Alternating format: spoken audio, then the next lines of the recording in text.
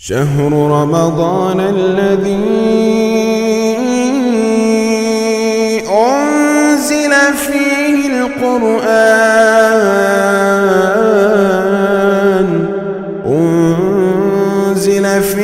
القرآن هدى للناس وبينات من الهدى والفرقان. السلام علیکم ورحمۃ اللہ وبرکاتہ.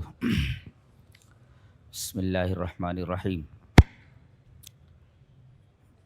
قرآن حکیم کے 5ویں پارے کی تفسیر کا خلاصہ پیش کیا جا رہا ہے.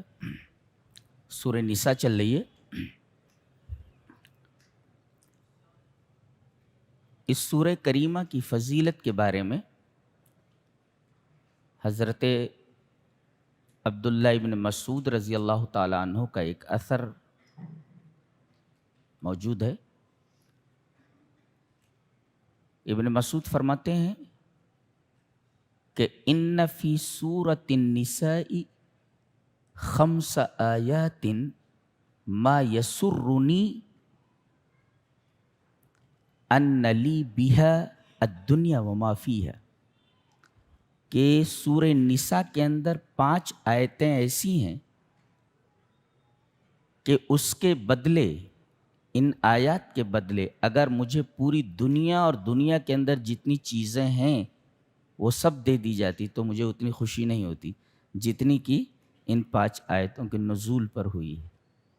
وہ 5 آیتیں کون سی ہیں؟ دیکھیں، کہتے ہیں ان اللہ لا یظلم مثقال ذرہ، اللہ تبارک و تعالی کسی پر ذرہ برابر نہ ظلم کرتا ہے اور نہ کرے گا. ایک. دوسرے، ان تجتنبوا کبائر ما تنہون عنہ نکفر عنکم سیئاتکم، اگر تم بڑے بڑے گناہوں سے بچو گے تو چھوٹے چھوٹے گناہ ان بڑے بڑے گناہوں سے بچنے کی وجہ ہی سے معاف ہو جائیں گے. کیا بات.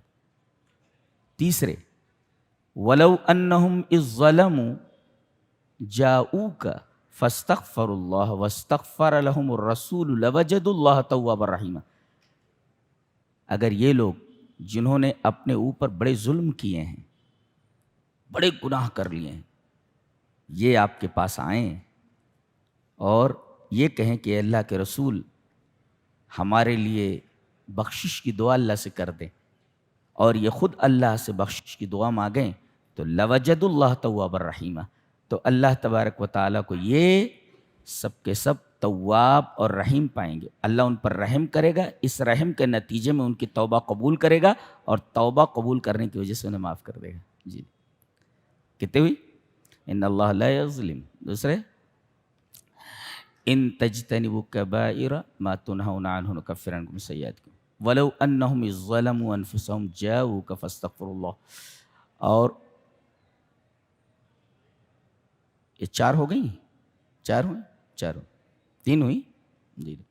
ایک ہے وَمَن يَعْمَلْ سُوءًا اَوْ يَظْلِمْ نَفْسَهُ، جو آدمی کوئی برائی کرے گا یا کوئی خطا کرے گا، اللہ تبارک و تعالی اس کی خطا کو، اس کے گناہوں کو معاف کر دے گا. بہرحال یہ 5 آیتیں ہیں جن 5 آیات کے بارے میں حضرت عبداللہ ابن مسعود رضی اللہ تعالیٰ عنہ کا یہ بیان ہے. اس سورہ کریمہ کو سورہ نساء کہا جاتا ہے، اور نساء کا مطلب ہوتا ہے عورت، عورتیں. اس سورہ کریمہ کا نام سورۃ النساء اس وجہ سے ہے کہ اس پوری سورہ کریمہ میں عورتوں کے مسائل کثرت سے بیان کیے گئے ہیں، زیادہ تر انہی کے مسائل، اس وجہ سے اسے سورۃ النساء کہا گیا. ایک اور بات معلوم ہوئی کہ اللہ تبارک و تعالی نے عورتوں کی اس طرح عزت افزائی فرمائی ہے کہ سورۃ النساء تو نازل فرمائی عورتوں کی صورت، لیکن سورۃ الرجال نازل نہیں فرمائی، مردوں کی صورت نہیں ہے. جی اس نام سے کوئی صورت نہیں.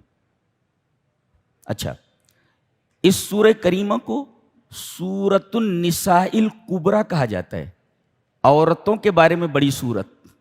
سورۃ النساء الکبریٰ، عورتوں کے بارے میں بڑی صورت. کیوں؟ اس لیے کہ پاؤ پارا تو 4تھے پارے میں ہے اور تقریباً پاؤ پارا 6ٹھے پارے میں چلا گیا ہے، اور ایک پارا پورا 5واں پارا اسی پر ہے. اتنی بڑی صورت ہے، یعنی اطول سور میں سے، یعنی قرآن حکیم کی طویل صورتوں میں سے ایک ہے، معلوم ہے؟ تو یہ سورۃ النساء الکبریٰ ہے۔ سورۃ النساء الصغریٰ کیا ہے؟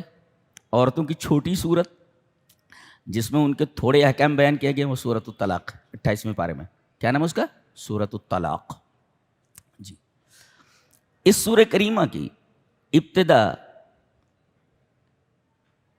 اس سے ہوتی ہے، یا ایھا الناس اتقوا ربکم الذی خلقکم من نفس واحدہ۔ اللہ تبارک و تعالی نے آدم علیہ السلام کو پہلے مٹی کا پتلا بنایا، بہت دنوں تک وہ مٹی کا پتلا خالی جنت میں کھڑا تھا، بعد میں اس میں روح پھونکی گئی۔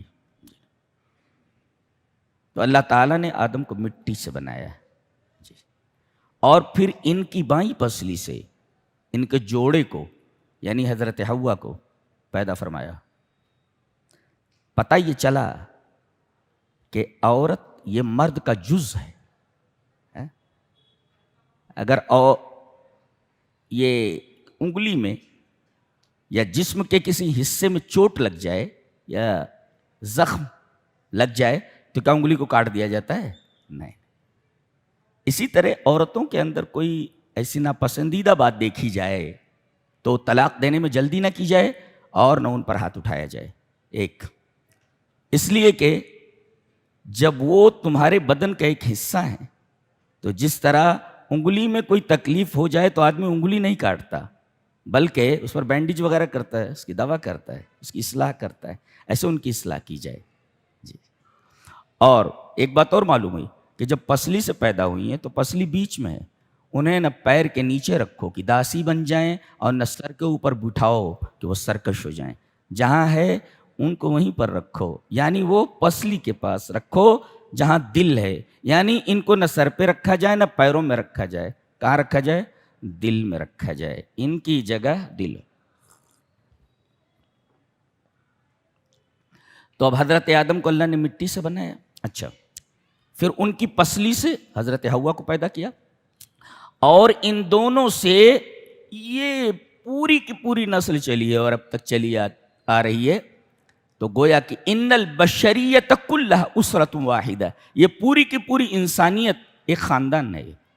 اس طرح یہ سورہ کریمہ پوری انسانیت کو ایک خاندان کہتی ہے۔ اس طریقے کا تصور کسی بھی مذہب کے اندر موجود نہیں ہے۔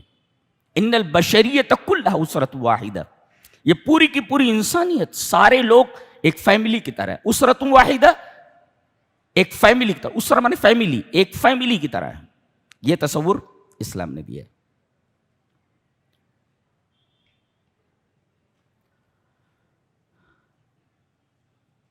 عورتوں کے حقوق کے بارے میں جو مذہب بیزار لوگ ہیں کچھ اعتراضات کرتے ہیں۔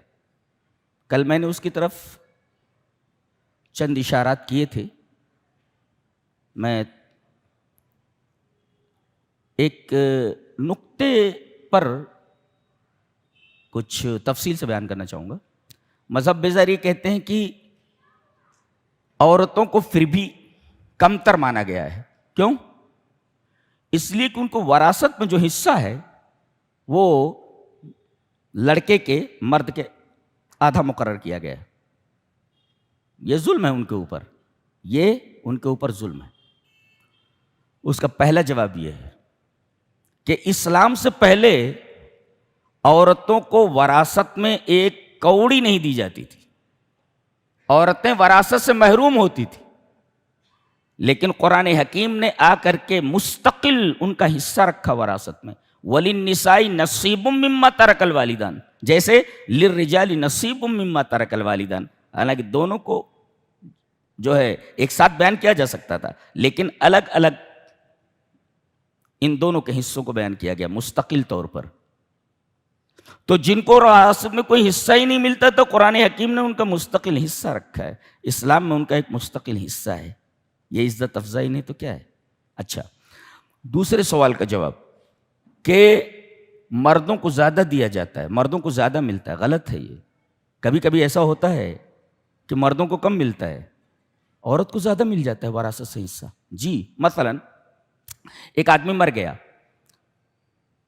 ماں چھوڑتا ہے، آدمی مر گیا، ایک ماں ہے اس کی ایک بیٹی ہے، پوتی ہے اور سگا چچا ہے میت کا، یہ 4 ہیں.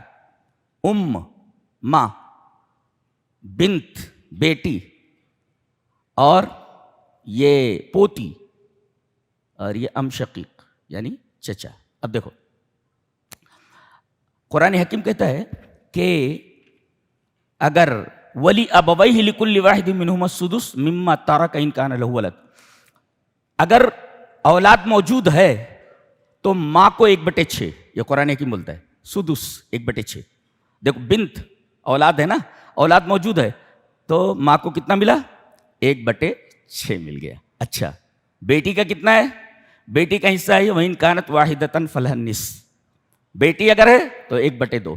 تو اب یہ ملا ماں کو 1/6، بیٹی کو 1/2. اب یہ پوتی آ گئی تو پوتی کو 1/6 دے دیں گے. کیوں؟ اس لیے کہ بیٹیوں کا کل حصہ 2/3 ہے. فَإِن كُنَّ نِسَاءً فَوْقَ اثْنَتَيْنِ فَلَهُنَّ الثُّلُثُ مَا تَرَكَ. پوتی بھی بیٹی ہے، دور ہو گئی تو اس کا حصہ کم ہوا.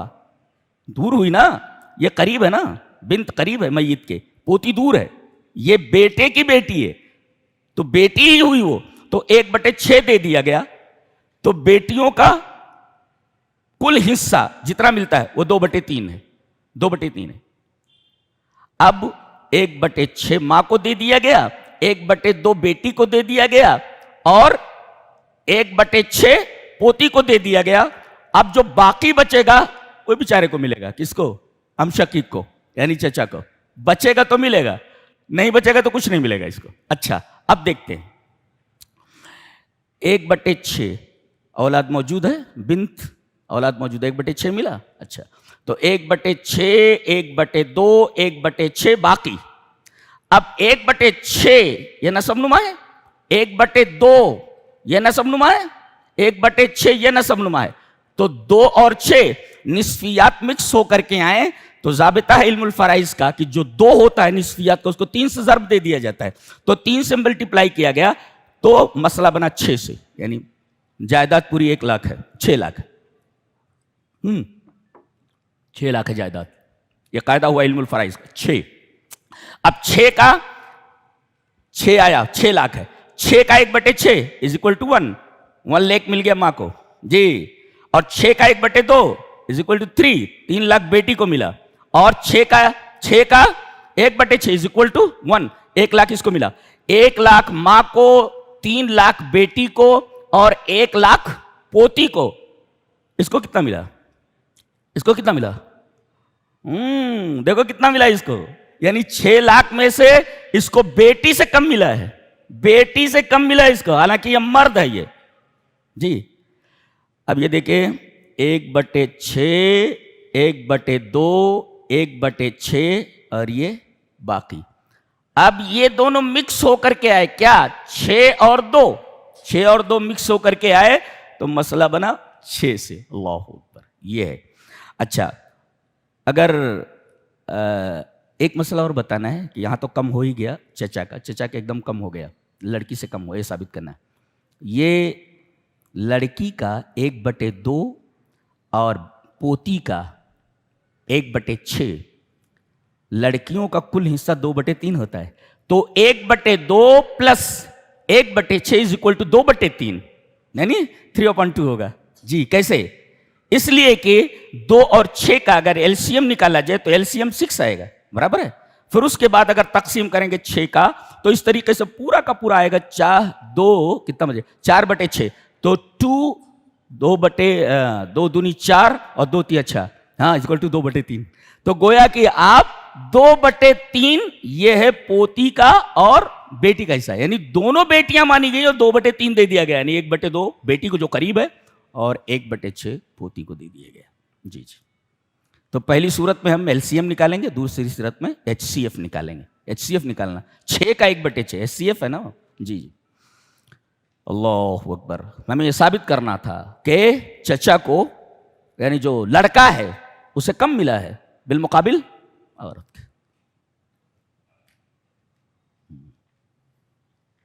اچھا عجیب بات ہے کہ اللہ تعالیٰ نے عورت کا حصہ اولاد موجود ہو تو 1/4 اور 1/8. اور اگر اولاد موجود نہ ہو تو 1/4. اولاد کی موجودگی میں 1/8 اور اولاد موجود نہ ہو تو 1/4. اور یہ کبھی بھی محجوب نہیں ہوتی, کوئی اس کو کٹ نہیں کر سکتا, اس کو وراثت ملتی ہی ہے. جی زوجین یہ مائنس نہیں ہوتے کبھی کہ کسی کی موجودگی میں یہ محجوب ہو جائیں, ان کو نہ ملے, ایسا نہیں ہوتا کبھی. دیکھیں یہ بیوی ہے, اس کا حصہ کم نہیں ہوتا, کوئی اس کو محجوب نہیں کر سکتا. اللہ اکبر. یہ عورت کا مقام ہے جو بتایا گیا. کہا گیا کہ 1 سے لے کر 4 تک شادی کر سکتے ہیں. ایک ہی نہیں سنبھلتی ہے, 4 دیکھنا ہوں گے. کیا ہے 4 کریں گے. جی وَإِنْ خِفْتُمْ أَلَّا تُقْسِطُوا فِي الْيَتَامَىٰ فَانكِحُوا مَا طَابَ لَكُم مِّنَ النِّسَاءِ مَثْنَىٰ وَثُلَاثَ وَرُبَاعَ. 1 کر سکتے ہو, 2 کر سکتے ہو, 3 کر سکتے ہو, 4 پر اسٹاپ ہے. فَإِنْ خِفْتُمْ أَلَّا تَعْدِلُوا فَوَاحِدَةً. اگر عدل نہیں کر سکتے تو ایک ہی ہے. عدل اگر نہیں کر سکتے, انصاف نہیں کر سکتے, اور انصاف نہیں کر پاتا ہے آدمی, بہت مشکل ہے.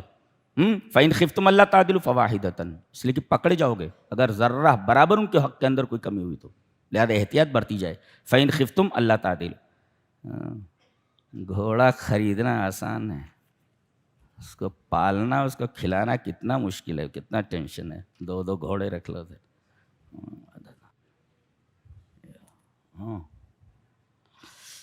اچھا, شادی کی کوئی عمر نہیں ہے, بس یہ کہ وہ حق زوجیت ادا کرنے کے لائق ہو جائے بس.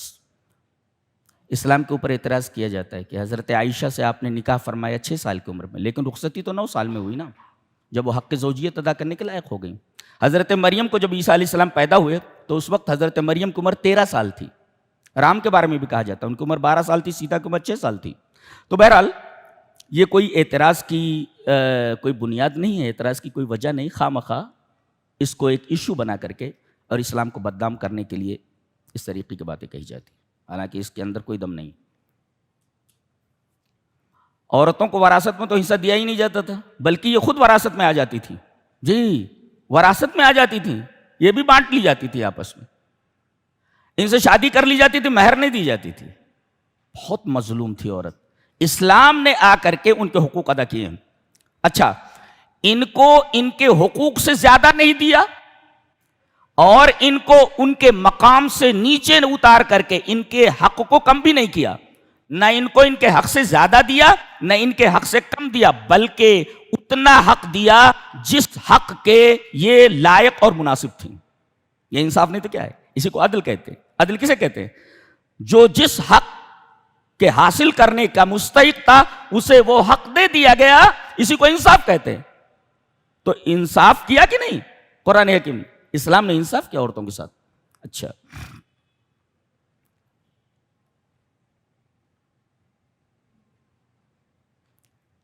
عورت کی خوبصورتی تھوڑی ختم ہو گئی تو آدمی ادھر ادھر لپو جھپو کرنے لگتا تھا کہ دوسرا کر لیں, جی دوسری لے آئیں. آگے کا مَإِنْ أَرَدْتُمُ اسْتِبْدَالَ زَوْجٍ مَّكَانَ زَوْجٍ, ایک بیوی موجود ہے دوسری لانا چاہ رہے ہو, تو اس کو اتنا ستاتا تھا کہ یہ مجبور ہو جاتی تھی, مجبور ہو جاتی تھی اس کے نکاح سے نکلنے کے لیے. تو اس مجبوری سے فائدہ اٹھاتے ہوئے کہتا تھا کہ فلاں چیز دے دے, فلاں چیز دے دے, فلاں چیز دے دے.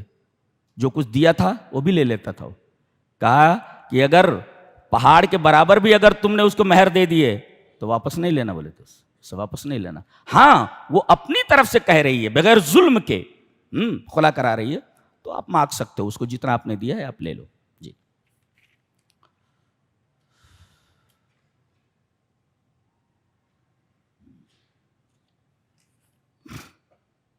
ایک بڑی پیاری بات کہی گی, اس پر ہم بحث کرنا چاہیں گے. عورتوں کا مقام دیکھیں. وَآشِرُوهُنَّ بِالْمَعْرُوفِ, ان کے ساتھ معاشرت کرو. معاشرت میں ساتھ میں رہنا, ٹو ڈیل ود, ان کے ساتھ رہنا بولتے. تو وَآشِرُوهُنَّ بِالْمَعْرُوفِ, ان کے ساتھ معاشرت رکھو معروف کے ساتھ, یعنی معاشرہ بالمعروف رکھنا چاہیے ان کے ساتھ. ما معنی معاشرہ بالمعروف, اس کو کیسے سمجھیں؟ ان کے ساتھ معروف کے ساتھ معاشرت رکھو. ما معنی کیا مطلب؟ مطلب یہ ہے ان احبها اکرمها وان ابغضها لم یہنها, یہ مطلب ہے اس کا. کہ اگر اس کو پسند کرتا ہے تو اس کی عزت کرے، اور اگر اس سے نفرت کرتا ہے اس کو توہین نہ کرے. یہ مطلب اس کا. وَعَاشِرُوهُنَّ بِالْمَعْرُوفِ. جی، ان احبها اکرمها، اگر عورت کو پسند کرتا ہے تو اس کی عزت کرے، اس کی تعظیم کرے. وَإِنْ أَبْغَضَهَا، اور اگر اس کو ناپسند کرتا ہے تو لم يُهِنْهَا، اس کی توہین نہ کرے. تیرا باپ ایسا، تیری ماں ایسی وغیرہ وغیرہ، تیرا خاندان ایسا، تو لم يُهِنْهَا. یہ مطلب ہے معاشرہ بالمعروف کا.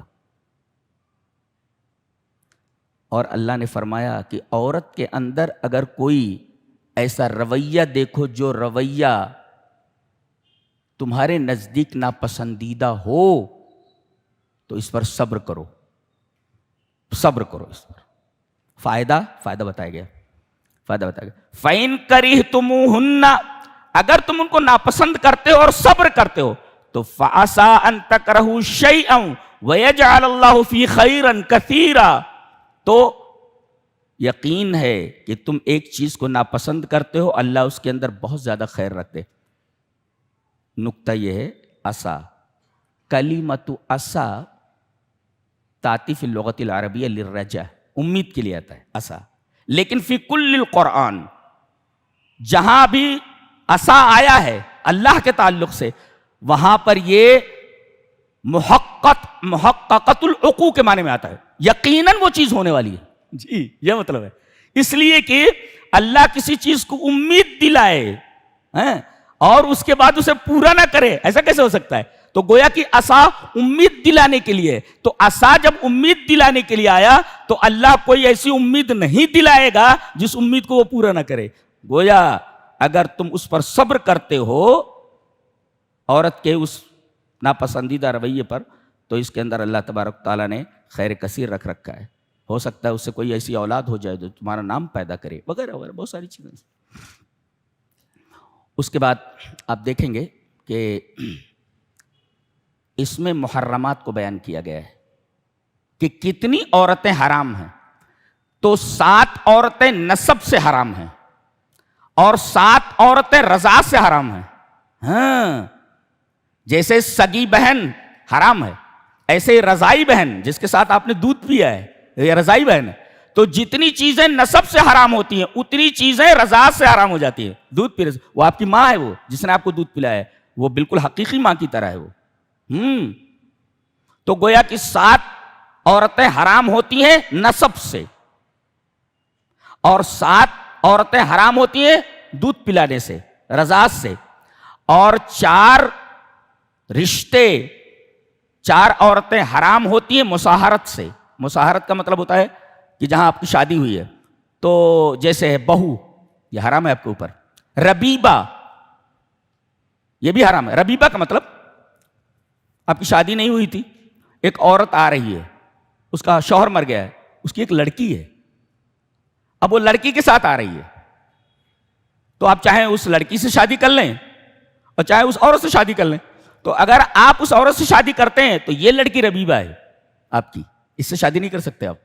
جی اگر پہلے کرنا ہو تو آپ کر لیجئے ماں سے شادی کرنے سے پہلے، لیکن ماں سے شادی کر لیا تو اب یہ ربیبہ ہے آپ کی.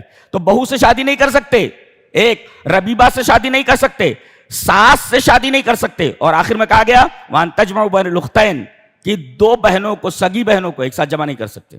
جی تو 7 رشتے نسب سے حرام ہیں، 7 رشتے رضاعت سے حرام ہیں، اور 4 رشتے مصاہرت سے، دامادی کے رشتے سے یہ حرام ہے، اور 4 رشتے حدیث سے حرام ہیں. کیا؟ عورت اور اس کی بھتیجی کو جمع نہیں کر سکتے. کسی لڑکی سے اپنے شادی کر لے، اس کی بھتیجی سے آپ کر لے، نہیں کر سکتے آپ. عورت اور اس کی بھانجی سے نہیں کر سکتے 2، اور عورت اور اس کی پھوپھی کے ساتھ نہیں کر سکتے شادی.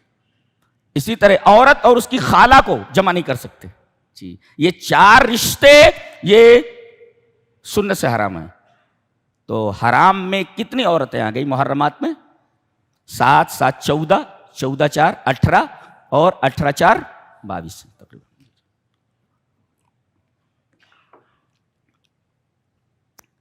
اس کے بعد ایک حرام چیز اور بتائیے جس عورت کی شادی ہو گئی ہو، جی اس سے آپ شادی نہیں کر سکتے. جس عورت کی شادی ہو گئی ہو، متزوجہ ہو، اس سے آپ شادی نہیں کر سکتے. وہی کہا گیا والمحصنات من النساء الا ما ملكت ايمانكم کتاب اللہ علیکم. ان تمام محرمات کو بیان کرنے کے بعد فرمایا گیا وَأُحِلَّ لَكُم مَا وَرَاءَ ذَلِكُمْ. اس کے علاوہ جتنے بھی رشتے ہیں، جتنی بھی عورتیں ہیں، ان کے علاوہ سب آپ کے لیے حلال ہیں. یہ وَأُحِلَّ لَكُم مَا وَرَاءَ ذَلِكُمْ کا جملہ لا کر کے یہ بتایا گیا ہے کہ محرمات محصور ہیں، کم ہیں، ان کی حد ہے، لیکن حلال ان کی کوئی حد نہیں ہے. وَأُحِلَّ لَكُم مَا وَرَاءَ ذَلِكُمْ. اس کے علاوہ جتنی چیزیں ہیں، جتنے رشتے سب حلال ہیں. اس کا مطلب حرام محصور اور محدود ہیں، قلیل ہیں، اور حلال چیزیں بہت زیادہ غیر محصور ہے، غیر محصور ہے. اللہ تبارک و تعالیٰ نے حلال چیزیں بہت زیادہ رکھی ہیں. یہ محسنات کا کیا مطلب ہوتا ہے؟ محسنہ کا مطلب یہ اس کے 3 اطلاقات ہیں قرآن حکیم میں. ایک تو متزوجہ، شادی شدہ ایک، اور دوسرے حرائر، آزاد عورتیں جو لونڈی نہ ہوں، جی آزاد عورتیں، اور تیسرے عفائف، پاک دامن عورتیں. تو محسنہ کا 3 مطلب ہے پورے قرآن میں. ایک تو عفائف، پاکیزہ عورتیں، پاک دامن عورتیں، اور دوسرے متزوجات، شادی شدہ عورتیں، اور تیسرے الحرائر جو لونڈیاں نہ ہوں، آزاد ہوں. یہ 3 عورتیں ایسی ہیں جن کے اوپر محسنہ کا اطلاق ہوتا ہے. تو گویا کہ محسنات کے اطلاقات 3 ہیں. جی یہ تینوں کی تینوں اطلاقات ہیں. اچھا، محسنات کے علاوہ ایک قسم عورت کی ہے لونڈی ہونا. لونڈی یہ بغیر نکاح کیے بیوی کی طرح اس کو رکھا جاتا تھا. جی جی، اس سے نکاح کی ضرورت نہیں تھی. یہ جنگ میں پکڑی جاتی تھی اور لوگوں میں بانٹ دی جاتی تھی. ان کی خرید و فروخت ہوتی تھی جس طرح سامان کی خرید و فروخت ہوتی تھی. ان کے ساتھ شادی نہیں ہوتی تھی. اللہ تبارک و تعالیٰ نے ان کی قدر بڑھاتے ہوئے کہا کہ ان سے بھی شادی کرنا چاہو تو کر سکتے ہو. اگر تم آزاد عورتوں سے شادی نہ کر سکو تو لونڈیوں سے کرو. لیکن لونڈی اللہ نے کہا فتیاتکم المؤمنات، تمہاری جو مومنہ لڑکیاں ہیں، اللہ نے لونڈیاں نہیں کہا بلکہ فتیات کہا. یہ اللہ تبارک و تعالیٰ نے لونڈیوں کو بھی عزت بخشی ہے جو حرائر نہیں ہوتی. یہ عزت ہے اسلام کی نگاہ میں عورتوں کی. فتیاتکم المؤمنات کہا.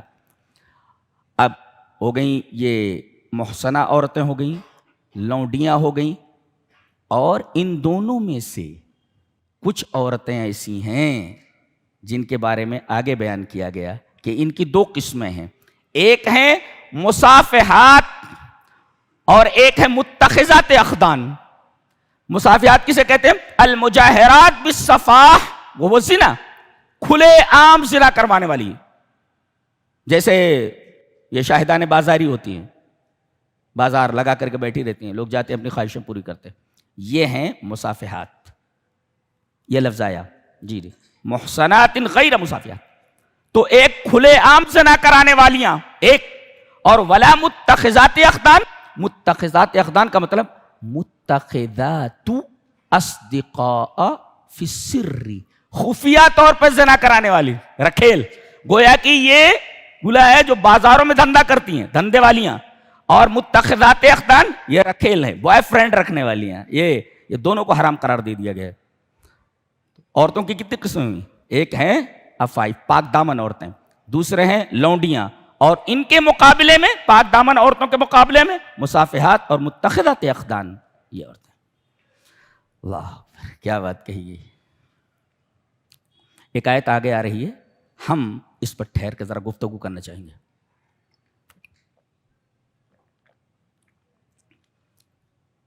تیار ہیں؟ عام طور پر اس آیت کریمہ پر غور نہیں کیا جاتا کہ کیا کہا جا رہا ہے. نکاح کا بیان کرنے کے بعد، عورتوں کی قسمیں بیان کرنے کے بعد کہا جا رہا ہے یرید اللہ لیبین لکم. اچھا، اللہ چاہتا ہے کہ تمہارے سامنے کھول کھول کر بیان کر دے. یہ کھول کھول کر بیان کر دے، کیا کھول کھول کر بیان کر دے؟ بتایا گیا کہ کھول کھول کر بیان کر دینے کا مطلب یہ ہے کہ حلال کیا ہے، حرام کیا ہے، حق کیا ہے، باطل کیا ہے، ضار کیا ہے، نافع کیا ہے، نقصان دہ چیز کیا ہے تمہارے لیے، اور ضرر رساں کون سی چیز ہے. کھول کھول کر بیان کر دے. اللہ کا ایک احسان یہ کہ اس نے بتایا کہ کھول کھول کر بیان کیا کہ یہ چیز حق ہے، یہ باطل ہے، یہ ضرر رسا ہے، یہ نافع ہے وغیرہ، اور یہ حلال ہے، یہ حرام ہے. اچھا ایک احسان تو یہ. دوسرے وَيَهْدِيَكُمْ سُنَنَ الَّذِينَ مِن قَبْلِكُمْ، یہ اس سے بڑی نعمت ہے. کیا؟ اور تم کو ہدایت کرے، تمہاری رہنمائی کرے ان لوگوں کے طریقوں کی طرف جو تم سے پہلے گزر گئے. کیا مطلب؟ کیا مطلب اس کا؟ مطلب یہ ہے کہ آپ سے، غور سے سنیں، آپ سے پہلے جتنے انبیاء آئے، جتنی بھی شریعتیں آئیں، جتنی بھی کتابیں آئیں، جتنے بھی قوانین آئے، ان تمام شریعتوں کے محاسن جو متفرق تھے تمام شریعتوں میں، اسلام میں سب جمع ہو گئے ہیں آ کر کے. اللہ اکبر. گویا جو خوبیاں تمام شرائع میں تھیں، تمام قوانین میں تھیں، تمام شریعتوں کی خوبیاں سب قرآن میں آ گئی ہیں، اسلام میں آ گئی ہیں. اللہ تبارک و تعالیٰ کے یہ دوسرا احسان. جیسے ایک نبی کی امت کو کچھ خوبیاں دی گئیں، اور دوسرا نبی آیا اس کو دوسری خوبیاں دی گئیں، تو پہلی والے کو خوبیاں نہیں ملی. برابر ہے اس طریقے سے.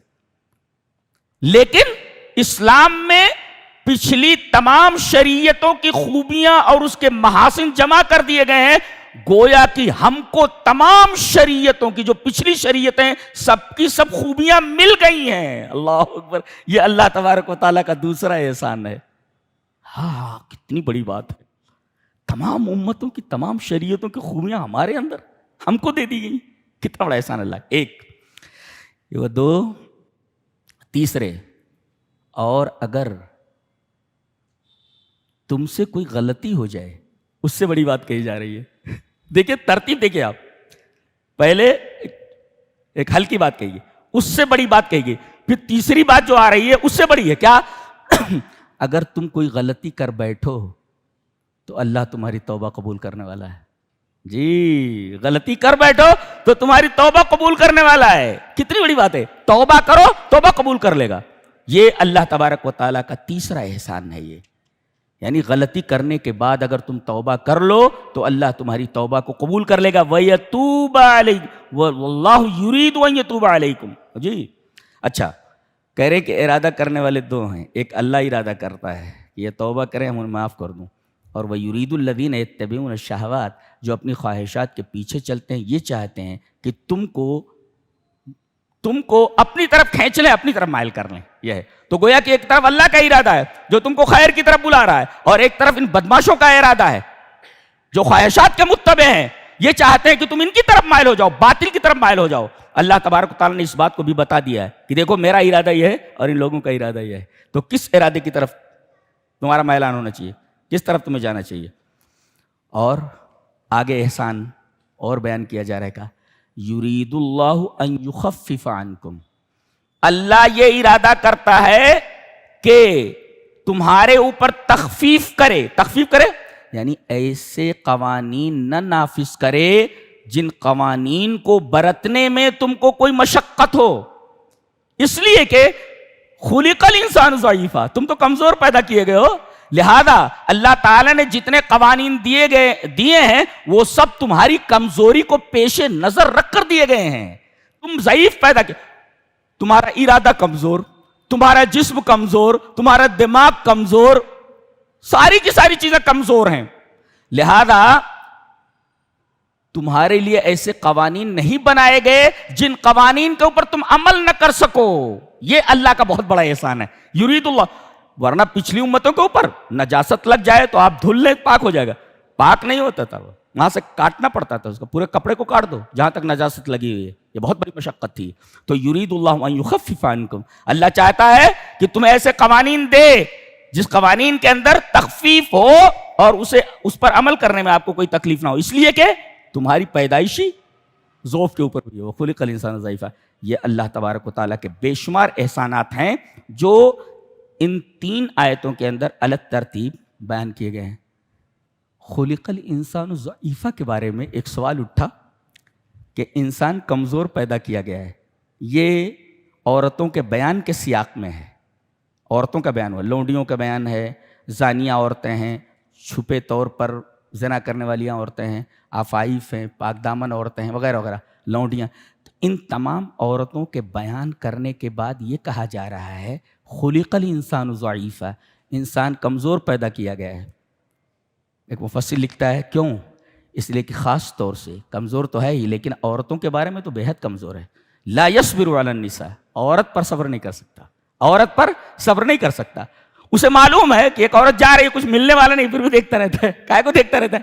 جب تجھے معلوم ہے، یقین ہے تجھے کچھ حاصل ہونے والا نہیں، کائے کو دیکھ رہا ہے؟ تو لا یصبر علی النساء، عورتوں پر صبر نہیں کر سکتا یہ. اچھا، اس کو یہاں کیوں لایا گیا؟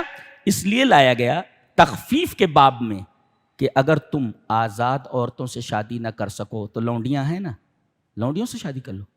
کیا بات ہے، دیکھ رہے ہیں آپ، وہ خلق الانسان ضعیفا، عورتوں پر صبر نہیں کر سکتے نا، تخفیف یہ کی گئی کہ تم لونڈیوں سے بھی شادی کر سکتے ہو. یہ دیکھو فتياتكم المؤمنات، کیا قوانین ہے، اللہ اکبر. آگے جو آیت آ رہی ہے ہم اس پر بھی ٹھہر کر بات کرنا چاہیں گے. یا ایھا الذین آمنوا لا تاکلوا اموالکم بینکم بالباطل، اے ایمان والو تم اپنے مالوں کو باطل طریقے سے مت کھاؤ. ما معنی الباطل؟ What is the meaning of باطل؟ باطل طریقے سے مت کھاؤ. باطل کسے کہتے ہیں؟ کل ما یخالف الشرع، جو چیز بھی شریعت کے مخالف ہو. لوگ کہتے ہیں شیخ یہ دھندا کیسا ہے، شیخ وہ کریڈٹ ایسا ویسا، دنیا بھر کے سوالات کرتے ہیں. سوالات کرنے کی ضرورت نہیں ہے، آپ دیکھ لو کہ یہ چیز شریعت کے مخالف ہے کہ نہیں. اس میں دھوکہ ہے، غرر ہے، درست نہیں ہے. متباینین میں سے کسی ایک کا نقصان ہو. قمار، جوا کیوں حرام ہے؟ اس لیے کہ دو کھیلنے والے لوگوں میں سے ایک کا نقصان ہے اور ایک کا فائدہ ہے. تو ایسی بے، ایسا عقد اور ایسا کھیل جس میں دو میں سے ایک کا نقصان ہو، یہ غرر ہے. یہ ایسا سودا جائز نہیں، ایسی بے جائز نہیں، جی جائز نہیں. اور اسی طریقے سے جس میں سود کا شائبہ ہو، ربا ہو، حرام ہے وہ. تو دیکھ لو آپ انٹرسٹ ہے کہ نہیں اس میں. اسی طریقے سے اس میں دھوکہ ہے کہ نہیں ہے. ہر دھوکے والی بے حرام ہے، اور ہر وہ بے جس کے اندر انٹرسٹ کا شائبہ ہو حرام ہے وہ. آپ اس میں دیکھ لو، خود فتویٰ دے سکتے ہو. دل سب سے بڑا مفتی ہے، بخاری شریف کی روایت. جی اموالکم، اے ایمان والو اپنے مالوں کو، اپنے مالوں کو. اچھا پتہ یہ چلا المؤمنون کنفس واحدہ، تمام کے تمام مومن ایک جان کی طرح ہے، ایک بدن کی طرح ہے. اللہ، ایک بدن کی طرح. حدیث ہے یہ، المؤمنون کنفس واحدہ. تو ان مال الفرد مال الامہ و ان مال الامت مال الفرد. فرد کا مال امت کا مال ہے، اور امت کا مال فرد کا مال ہے. فرد کو اگر ضرورت پڑ جائے تو امت مال دے اس کو، اور امت کو ضرورت پڑے تو فرد کو سپورٹ کرنا چاہیے. اس طریقے سے امت میں اور فرد میں تال میل ہونا چاہیے. یہ ہے مطلب اموالکم کا. امت کا مال فرد کا مال ہے، اور فرد کا مال امت کا مال ہے. اگر فرد کو تکلیف پہنچ جائے تو امت کو چاہیے کہ اس کی مدد کریں، اور اگر امت کو تکلیف پہنچ جائے تو سارے افراد مل کر کے امت کا سپورٹ کریں. دام ضروری ہے کہ ان کا دام کریں، مساعدہ کریں، ان کی سپورٹ کریں. اس وجہ سے اموالکم کہا گیا. اچھا فرمایا گیا اپنے مالوں کو باطل طریقے سے مت کھاؤ. ہاں تجارت کر سکتے ہو. اللہ اکبر. یہ تجارت کا لفظ لا کر کے بتایا گیا کہ تجارت جائز ہے. اچھا لفظ تجارت لا کر کے اس کی اباحت کا فتویٰ دیا گیا کہ تجارت جائز ہے، اور اس کے بعد تجارت کا لفظ لا کر کے اس بات کی طرف بھی اشارہ ہے کہ تجارت یہ بہت ہی اچھی چیز ہے، بہت ہی اچھی چیز ہے، بہت اچھا دھندا ہے یہ تجارت. لہذا تجارت کرو. گویا کہ اس کی اباحت کے بعد ترغیب بھی دی گئی. جائز ہے تجارت کرنا ایک، اور ترغیب دی گئی کہ تجارت کرو. سب سے بہترین طریقہ ہے مال کو بڑھانے کا، اباحت، اور اس کے بعد اس کی ترغیب. جائز ہے تجارت، اور ترغیب دی گئی کہ کرو، اچھا ہے. اچھا، اور پھر اس کے بعد بنیاد بتائی گئی کہ تجارت کی بنیاد کیا ہے.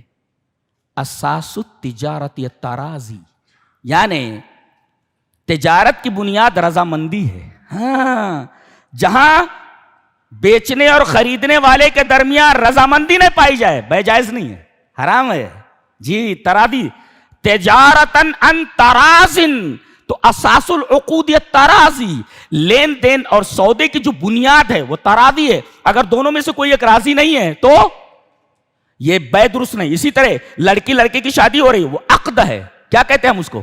شادی کو ہم لوگ کیا بولتے ہیں؟ ارے بھائی عقد ہو رہا ہے، عقد ہو رہا ہے. تو عقد کا مطلب کیا ہوتا ہے؟ عقد کا مطلب دونوں کے درمیان لین دین کا سودا ہو رہا ہے. لین دین ہے نا، اس کو مہر دینی پڑ رہی، وہ مہر لے رہی ہے. یہ مہر دے رہا ہے اور یہ مہر لے رہی ہے، تو لین دین ہے کہ نہیں؟ تو اگر لڑکی کہہ دے میں راضی نہیں ہوں، نکاح نہیں ہوگا. لڑکا کہہ دے میں راضی نہیں ہوں، نکاح نہیں ہوگا. اس لیے کہ یہ بھی ایک عقد ہے، اور عقد میں عقد کی بنیاد اساس العقود یہ ترازی، رضامندی یہ عقود کی بنیاد ہے، تجارت کی بنیاد ہے، لین دین کی بنیاد ہے. ہاں یہ بتائیں کیا قوانین ہے، ایک ایک لفظ قانون ہے. اللہ، ایک لفظ قانون ہے. اگلا ٹکڑا بڑا عجیب ہے. اپنے آپ کو قتل مت کرو، اپنے آپ کو. یعنی اگر تم کسی کو قتل کر دو گے تو گویا کہ تم نے اپنے آپ کو قتل کر دیا. اس لیے کہ المومنون کنفس واحدہ، تمام مومنین ایک نفس کی طرح ہیں. اللہ، کتنا شاندار تصور ہے یہ کہ تمام مومنین ایک نفس کی طرح ہیں. اور اپنے نفسوں کو قتل مت کرو، یعنی کہ اگر تم نے کسی کو قتل کر دیا تو تم نے گویا کہ اپنے آپ کو قتل کر دیا. تو اپنے آپ کو قتل مت کرو. اچھا ایک نکتہ اور، یہ شادی کے سیاق میں، اس کے کانٹیکسٹ میں یہ کہا گیا لا تقتلوا انفسکم، کیونکہ اکثر ایسا ہوتا ہے کہ جائیداد کے چکر میں کوئی عورت آتی ہے، بہت کائیاں ٹائپ کی ہوتی ہے، کائیاں ہوتی ہے، وہ سب کچھ اپنے نام لکھوا لیتی ہے اور پھر کسی طریقے سے اپنے یار سے مل کر کے اس کو مروا دیتی ہے. یہ مروا دیتی ہے. اس وجہ سے اس سیاق میں لایا گیا ہے وَلَا تَقْتُلُوا أَنفُسَكُمْ. کیا کتاب ہے یہ، قانون ہے، قانون، یہ کائنات کی تھیسس ہے یہ. وَلَا تَقْتُلُوا أَنفُسَكُمْ إِنَّ اللَّهَ كَانَ بِكُمْ رَحِيمًا. اللہ تمہارے اوپر بڑا رحیم ہے. اور آگے وہی فرمایا گیا کہ اگر تم بڑے بڑے گناہوں سے بچو گے تو بچنے کی وجہ سے چھوٹے چھوٹے گناہ معاف ہو جائیں گے. چھوٹے جدا گناہ کیا ہوتے ہیں وہ میں بتا چکا ہوں جی. وَلَا تَتَمَنَّوْا مَا فَضَّلَ اللَّهُ بِهِ بَعْضَكُمْ عَلَى بَعْضٍ. یہ ایک قانون ہے. دیکھو اللہ نے کسی کو بڑی دولت عطا کی ہے، وہ شو روم کے کاؤنٹر پہ بیٹھا ہوا ہے، چشمہ وشمہ لگا کر کے، وہ حیدرآبادی ٹوپی اور وہ کرتا اور پجامہ. ہاں یہ عجیب قوم ہے. یہ رمضان آیا ہے کہ مسلمان نیکیوں سے اپنا دامن بھر لیں. کیا ایسا ہے؟ لوگوں نے اس رمضان کے آنے پر یہ طے کر رکھا ہے کہ نیکیوں سے اپنا دامن نہیں بھریں گے، پیٹ کو کھانوں سے بھر لیں گے. یہ کھانے والی قوم ہے. یہ مسجدوں میں اتنے لوگ نظر نہیں آئیں گے جتنا ہوٹلوں پر نظر آ رہے ہیں. یہ کتنا کھائے گا بھائی؟ کھا کھا کر کے مر جائے گا. کائے کو کھا رہا ہے اتنا؟ کیوں کھا رہا ہے؟ تو الا ان تکون تجارۃ عن تراض منکم ولا تقتلوا انفسکم ان اللہ کان بکم. تو کسی کو اللہ نے بہت دے رکھا ہے، وہ کاؤنٹر پر بیٹھا ہوا ہے مال کے، اور ادھر بیٹا ٹھیلا لگائے ہوئے، اس کو دیکھتا ہے بڑی حسرت سے. اللہ، اس کے دو طریقے اللہ بتا رہا ہے، دو طریقے ہیں اس کے، وہ بتا رہا ہے. وَلَا تَتَمَنَّوْا مَا فَضَّلَ اللَّهُ بِهِ بَعْضَكُمْ عَلَى بَعْضٍ. اللہ نے بعض کو بعض پر فضیلت دی ہے. کسی کو زیادہ پیسہ دیا ہے، کسی کو کم دیا ہے. کسی کو زیادہ علم دیا، کسی کو کم دیا ہے. کسی کو بڑا پوسٹ دیا، کسی کو چھوٹا دیا ہے. ساری چیزیں آ گئیں تفضیل کے اندر. یہ قرآن حکیم کی بلاغت ہے. تو دو چیزیں ہیں اس سلسلے میں. غبطہ جائز ہے، جس کو رشک کہتے، حسد جائز نہیں. حسد کا مطلب کیا ہوتا ہے؟ طلب زوال نعمت عن الغیر. یہ تمنا کرنا کہ اس کے پاس جو نعمت ہے وہ اس سے چھن جائے. اللہ کرے اس کی نعمت چھن جائے، اس کے مال میں آگ لگ جائے. کہتے ہیں اس کو حسد کہتے ہیں. اور غبطہ جو جائز ہے وہ کیا ہے؟ ان یتمنى الرجل ان یکون له مثل صاحبہ. آدمی تمنا کرے کہ جیسا اس کے پاس ہے میرے پاس بھی ہو جائے. یہ غبطہ ہے. وہ کیا کہتا ہے؟ لیت ما اوتی فلان من المال والنعمت کان عندی. حسد والا کیا بولتا ہے؟ کاش وہ جو مال اور نعمت اس آدمی کو دی گئی ہے اس سے اللہ چھین لے اور مجھے دے دے. یہ ہے حسد. اور غیبتہ کسے کہتے ہیں؟ آتنی مثلہ، میرے رب جیسا تو نے اس کو دیا ہے مجھے اسی طرح دے دے. یہ ہے غیبتہ رشک. یہ جائز ہے. یہ حسد جائز نہیں ہے اور غیبتہ جائز ہے. تو وَلَا تَتَمَنَّوْا مَا فَضَّلَ اللَّهُ بِهِ بَعْضَكُمْ عَلَى بَعْضٍ. ایسے ہی کوئی عورت کہے کاش میں مرد بنا دی جاتی، ان کے تحت نہ رہتی. اور کچھ ایسے عجیب و غریب ٹائپ کے لڑکے ہیں جنس بدلوا لیتے ہیں. کاش کہ میں لڑکی ہوتی، لڑکی ہوتی. تو اس طریقے سے اللہ نے جو فضیلت تمہیں عطا کر دی اس فضیلت کو پکڑے رہو، تمنا مت کرو کہ یہ بن جاؤں وہ بن جاؤں. اچھا ایسا ہوتا ہے. وَلَا تَتَمَنَّوْا مَا فَضَّلَ اللَّهُ بِهِ بَعْضَكُمْ عَلَى بَعْضٍ لِلرِّجَالِ نَصِيبٌ مِّمَّا اكْتَسَبُوا وَلِلنِّسَاءِ نَصِيبٌ مِّمَّا اكْتَسَبْنَ.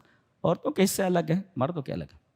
ایک نکتہ اور، وَاسْأَلُوا اللَّهَ مِن فَضْلِهِ، اللہ تبارک و تعالیٰ سے اس کا فضل تلاش کرو. سفیان بن عیینہ کہتے ہیں کہ اللہ نے کہا ہے سوال کرو فضل کا. تو سفیان بن عیینہ کہتے ہیں کہ لم یأمر الا لیعطی، اس نے حکم دیا ہے نا دینے کے لیے دیا ہے، اس لیے کہ اس نے کہا مانگو، سوال کرو، مانگو، فضل مانگو. یہ حکم جو دیا ہے اس نے، ایسا نہیں ہو سکتا کہ کوئی حکم دے اللہ اور پھر اس کو قبول نہ کرے، اس کو دے نہ. تو سفیان بن عیینہ کہتے ہیں کہ یہاں وَاسْأَلُوا اللَّهَ مِن فَضْلِهِ کہا گیا، یعنی لم یامر الا لیعطی، اللہ نے حکم دیا ہے مانگنے کا فضل، اس لیے نہیں دیا کہ نہ دے، بلکہ یہ حکم دیا ہے تاکہ دے. لم یامر الا لیعطی، ہذا عجیب. اس کے بعد فرمایا گیا الرجال قوامون علی النساء بما فضل اللہ بعضهم علی بعض. اللہ نے مردوں کو قوام بنایا ہے، عورتیں اس کے تحت رہیں. اس سے عورتوں کی توہین نہیں ہوتی. جیسے تمام فوجی ہیں، فوجیوں کا ایک کمانڈر ان چیف ہوتا ہے جس کے ساتھ رہ کر کے لڑائی لڑی جاتی ہے. اس کا یہ مطلب نہیں کہ کمانڈر ان چیف انسانیت سے کسی اعلیٰ درجے پر پہنچ گیا، نہیں. کمانڈر ان چیف کی جتنی حیثیت ہے، جتنی جو ہے اہمیت ہے، یعنی فوجیوں کی اہمیت کم نہیں ہے کچھ ان سے. بس یہ کہ ایک اچھے انداز سے لڑنے اور لڑانے کے لیے ایک کمانڈر ان چیف ہونا ضروری ہے تاکہ فوجیں اچھی طرح لڑ سکیں، ورنہ وہ بھی مارا جائے گا، فوجیں بھی ماری جائیں گی.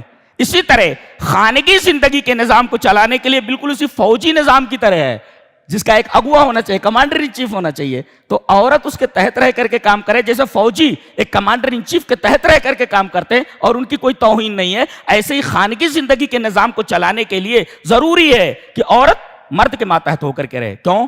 اس لیے کہ مرد اس سے زیادہ طاقتور ہے. جس طرح کمانڈر ان چیف دیگر فوجیوں سے زیادہ علم رکھتا ہے علم حرب کے تعلق سے.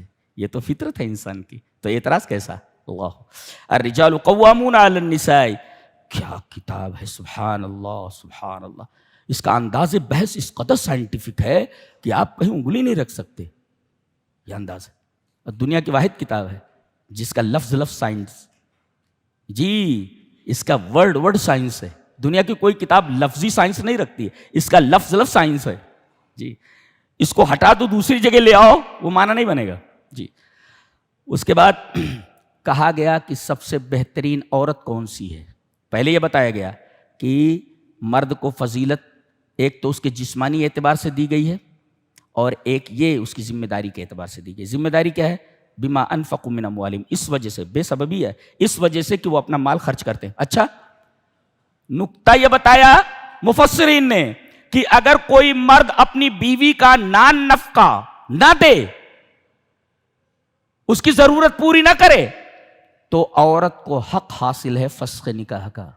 مطالبہ کرے کہ میری جان چھوڑ دے بھائی، کھانا نہیں دے سکتا، کپڑا نہیں دے سکتا. تو اس آیت کریمہ کی روشنی میں عورت کو فسخ نکاح کا حق حاصل ہو جاتا ہے. وہ چاہے تو قاضی سے کہہ سکتی ہے کہ میری جان سے چھوڑا دیجیے، یہ خرچہ پانی کچھ دے ہی نہیں رہا، بھوکا مار رہا ہے. تو وہ بما انفقوا من اموالہم. اس کے بعد کہا کہ عورتوں کی دو قسمیں ہیں، ایک تایا، ایک ناشزہ. تایا مانے اطاعت کرنے والی اور ناشزہ مانے نافرمان. اور تایا کی دو صفتیں ہیں، وہ بتائیے. تایا جو اطاعت گزار ہوتی ہے، فالصالحات قانتات حافظات للغیب بما حفظ اللہ. تایا جو اطاعت گزار عورتیں ہوتی ہیں ان کی دو صفتیں ہیں، ایک قانتات ہوتی ہے، ایک حافظات ہوتی ہے. قانتات کا مطلب ہوتا ہے شوہر کی اطاعت گزار. چلیے ایک حدیث سے اس کو متعین کر لیتے ہیں. عن ابی ہریرہ رضی اللہ تعالیٰ عنہ قال قال رسول اللہ صلی اللہ علیہ وسلم خیر النساء امرأۃ اذا نظرت الیہا سرتک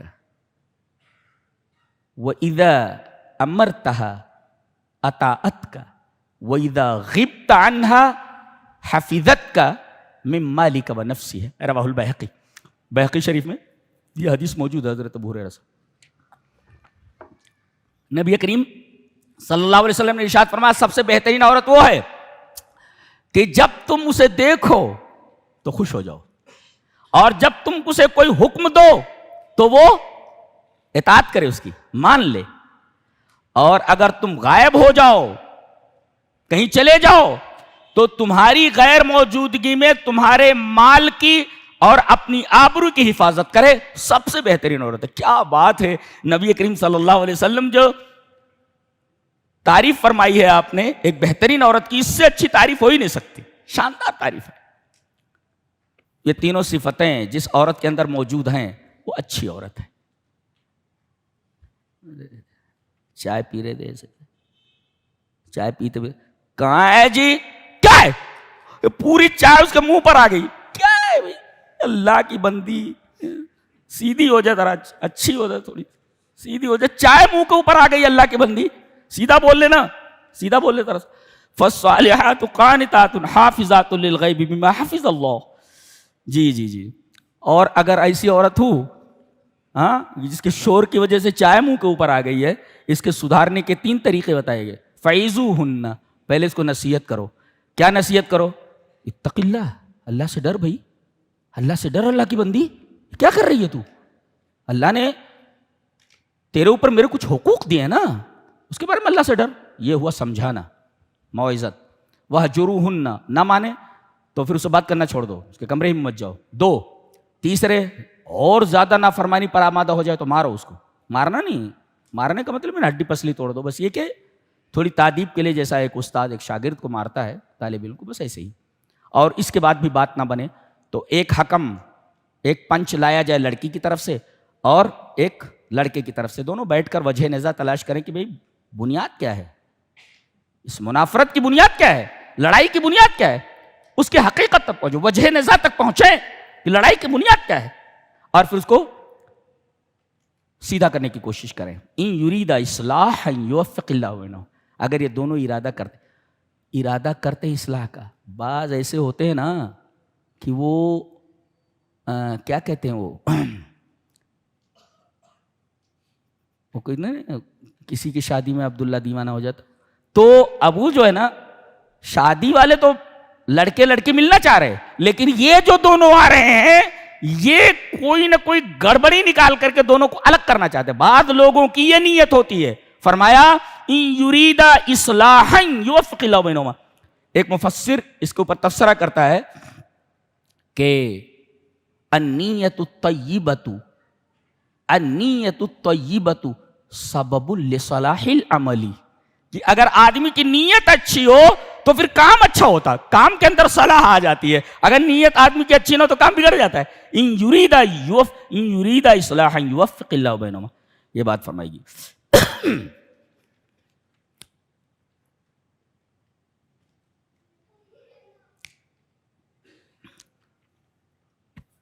ایک آیت کریمہ ہے، ان اللہ لا یغفر ان یشرک بہ ویغفر ما دون ذلک لمن یشاء.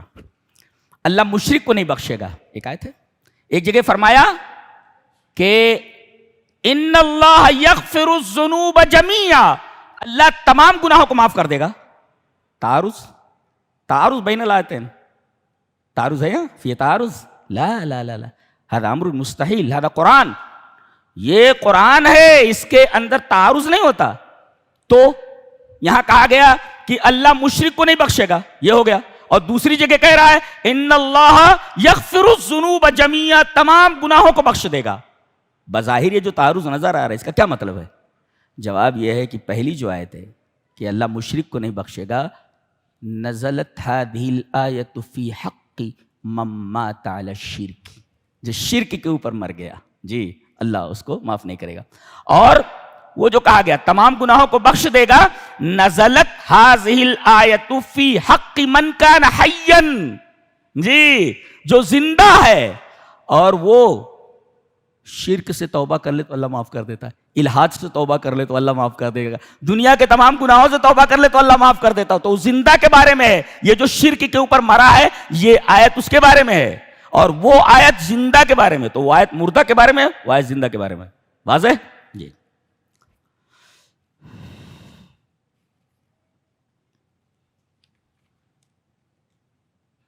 کہتے کوئی سلام کرے تو سلام کا جواب دینا واجب ہے، چاہے وہ اسے جواب دے دو کہ السلام علیکم، کہ وعلیکم السلام بتحیۃ فحیوا باحسن منها او ردوها، اس سے اچھا جواب دو. کیسا؟ السلام علیکم، کہ وعلیکم السلام ورحمۃ اللہ وبرکاتہ. اور اگر ایسا نہیں تو وعلیکم السلام فردوها، وہی لوٹا دو. یہ ہے. لیکن عجیب بات تو یہ ہے کہ سلام کے اس تذکرے کے بعد اللہ تبارک و تعالیٰ نے جو اپنی صفت یہاں ذکر فرمائی ہے وہ بڑی عجیب صفت ہے. ان اللہ کان علی کل شیء حسیبا، اللہ ہر چیز کا حساب لینے والا ہے. یہ صفت لا کر کے بتایا گیا کہ سلام کا جواب دینا واجب ہے، اور اگر آپ نے نہیں دیا تو پھر آپ کا حساب کتاب ہونے والا ہے. اتنی بڑی پکڑ ہے، تو سلام کا جواب دینا واجب ہے. ان اللہ کان علی کل شیء حسیبا سے معلوم ہوا. جی جی.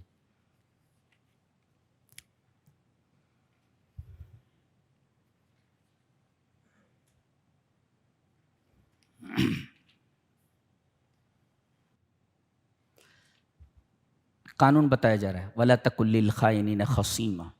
لا پڑھنے والے بچے ہیں یہاں پر جی، ان کے بارے میں ہے وَلَا تَكُن لِّلْخَائِنِينَ خَصِيمًا. قانون دے دیا گیا، پوری کورٹ آ گئی ہے یہاں پر، پوری کورٹ ایک جملے میں ہے، پوری کورٹ سارے وکیلوں کو ایک لائن میں کھڑا کر دیا قرآن حکیم نے. وَلَا تَكُن لِّلْخَائِنِينَ خَصِيمًا، خائن لوگوں کے طرفدار مت بنو. ایک مفسر تفسیرہ کرتا ہے تحریم المحاماتی، وکالت حرام ہے اذا علم المحامی ان صاحبہ مبطل، اس آدمی کا کیس لینا ایک وکیل کے اوپر حرام ہے اگر وکیل کو معلوم ہو جائے کہ یہ باطل کے اوپر ہے، حق کے اوپر نہیں ہے جی. اور اس سے پیسہ لینا جائز نہیں ہے، قطعاً جائز نہیں ہے. پوری کورٹ کو لا کر قرآن حکیم میں کھڑا کر دیا ایک جملے میں جی وَلَا تَكُن لِّلْخَائِنِينَ خَصِيمًا. آپ خصیم کے طرفدار نہیں ہو سکتے، خائن کے طرفدار نہیں ہو سکتے، خائن کے خصیم نہیں ہو سکتے. پوری لا بیان کر دی گئی یہاں پر جی کہ وکالت کیسے کرنا چاہیے. ایک جملے میں، ایک جملے میں پوری لا بیان کر دی گئی. سبحان اللہ و بحمدہ. کتاب، کیا کتاب، سبحان اللہ سبحان. اچھا یہ آیت ان اللہ لا یغفر ان یشرک بہ ویغفر ما دون ذلک لمن یشاء 2 بار آئی ہے بالکل ایسے ہی، لیکن آخر میں ٹکڑا الگ ہو گیا ہے. پہلے آیا ومن یشرک باللہ فقد افترى اثما عظیما، اور یہاں ومن یشرک باللہ فقد ضل ضلالا بعیدا. ایک میں کہا گیا جو شرک کرے گا اس نے اللہ کے اوپر افطرا باندھا، اور یہاں کہا گیا جو اللہ کے ساتھ شرک کرتا ہے وہ کھلی ہوئی گمراہی میں چلا گیا. دونوں میں فرق کیا ہے؟ فرق یہ پہلا جو ہے یہودیوں کے بارے میں، یہاں مشرکین کے بارے میں، یہ فرق ہے.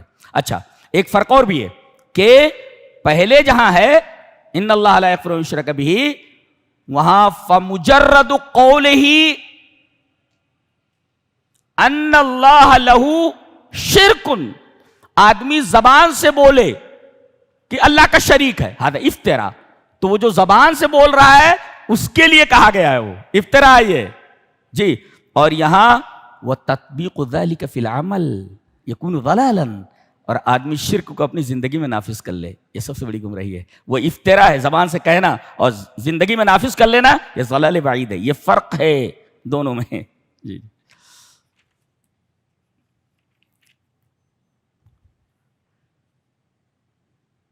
بتایا گیا کہ نماز جو ہے نا بڑی جاندار عبادت ہے، بڑی شاندار عبادت ہے، اس کو کیسے پڑھنا چاہیے. بتا منافق بھی نماز پڑھتے، تو کہیں ایسا نہ ہو، جان لو کہ کہیں تمہاری نماز بھی منافقوں کی نماز کی طرح نہ ہو جائے. کہا کہ منافق کیسے پڑھتے تھے؟ وَإِذَا قَامُوا إِلَى الصَّلَاةِ قَامُوا كُسَالَىٰ، جب یہ نماز کے لیے کھڑے ہوتے تھے تو کسل مندی کے ساتھ کھڑے ہوتے تھے. معلوم ہوتا ہے جیسے ان کے اوپر جبل رضوہ رکھا، ہمالیہ پہاڑ ان کے سر کے اوپر آ گیا ہو، ایسا لگتا ہے. قَامُوا كُسَالَىٰ، کب نبی کریم صلی اللہ علیہ وسلم سلام پھیرے اور ہم لوگ بھاگیں ہیں. تو وَإِذَا قَامُوا إِلَى الصَّلَاةِ، ایک آدمی کہہ رہا ہے، ایک مفسر، اذا ادى الصلاة على وجه الكسل ففيك شبهم بالمنافقين، ففيك شبهم بالمنافقين. اگر تم ہمیشہ، تمہاری عادت تکان ہو گئی ٹھیک ہے، لیکن اگر تمہاری عادت یہ ہے کہ کسل مندی کے ساتھ نمازیں پڑھتے ہو تو تمہارے اندر منافقین کے ساتھ ایک طریقے کی مشابہت ہے. اچھا، ایک تو یہ، اور دوسری بات کیا کہے گی کہ